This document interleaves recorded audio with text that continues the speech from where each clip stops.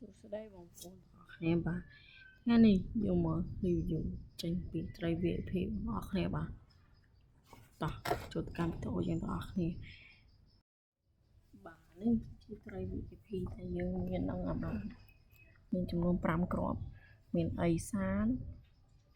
បាទអេសានគេហៅស្គែអំបលីសហ្នឹងណាអំបលីសតុងដែកត្រីអានេះម៉ាឡេ VIP 4ហ្នឹងបាទហើយសម្រាប់តម្លៃវិញគឺចន្លោះតម្លៃវិញគឺក្បាលវា40000បងប្អូនចង់បានអីតំណែងបាន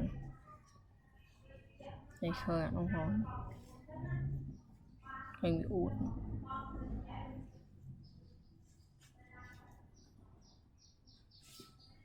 នេះឥឡូវយើងទៅមើលកតុយអាំបាលីបងប្អូនគ្នានេះស្អាតណាស់ជប់ចំអខ្ញុំយកដាក់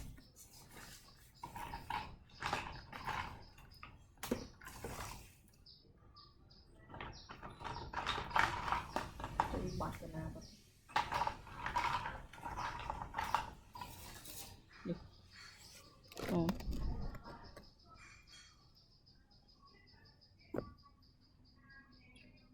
តុំដាក់ឡើងមួយហ្នឹងទិញមកនេះមកនេះវិញ